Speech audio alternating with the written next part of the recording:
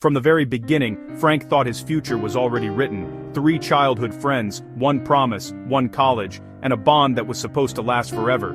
But life has a cruel way of revealing who truly values you and who only values the attention you give them.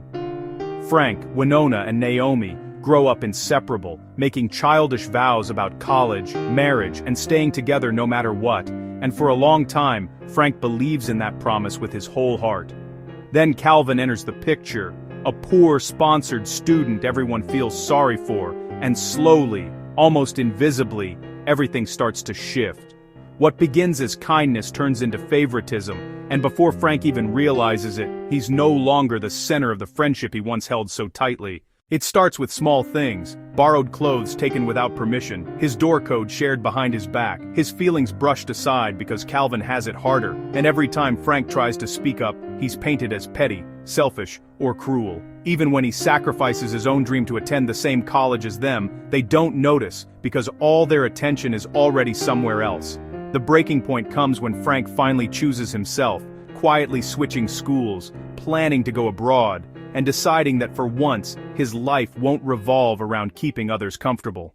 But the universe doesn't let him leave peacefully. At dinners, trips, shopping sprees, and celebrations, Frank is constantly sidelined while Calvin is catered to, his health ignored, his pain dismissed, his voice drowned out by guilt trips and emotional manipulation.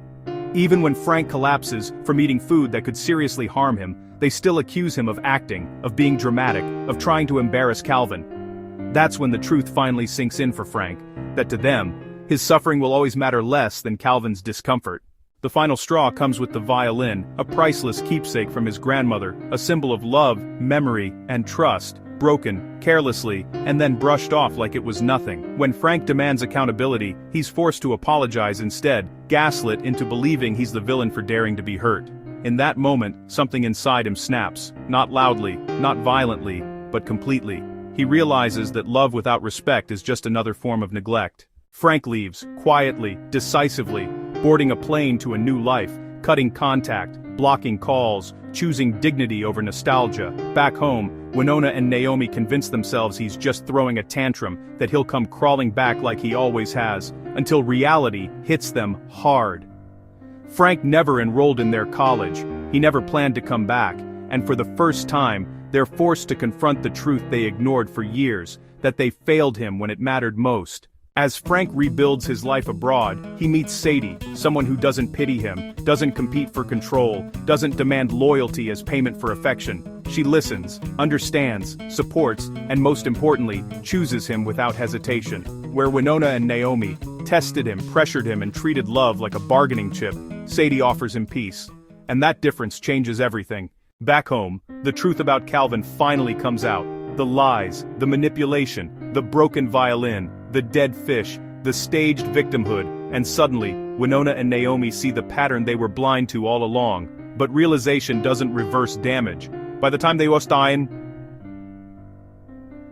rushen stuin pombense menand tumboristan vernastain bargainsam ein, Frank begging for forgiveness, demanding answers, insisting on another chance. Lying Sudain, he's already moved on emotionally. Love, once crushed too many times, doesn't magically come back. When Frank tells them he's engaged, it shatters whatever hope they were clinging to. They accuse him of betrayal, jealousy, impulsiveness, but deep down, they know the truth. He didn't leave because of Sadie, he left because of them. Frank doesn't shout, doesn't insult, doesn't seek revenge. He simply draws a line and refuses to cross it again. He tells them something they never expected to hear, that whatever feelings he once had were destroyed by repeated neglect, and that forgiveness is not something anyone is entitled to. In the end, even tragedy can't undo what's been lost. Regret arrives too late, apologies ring hollow, and promises mean nothing once trust is broken beyond repair. Frank marries Sadie, not out of spite, but because she represents the life he deserves. One built on mutual respect, choice, and emotional safety. Winona and Naomi are left with memories, not of what they lost in one moment, but of what they slowly destroyed over years. And that's the quiet lesson of this story, that people don't leave because of one big mistake, they leave because of 1,000 small ones, because love without care becomes suffocating, because being chosen last hurts more than being chosen never. Frank didn't abandon anyone. He simply stopped abandoning himself.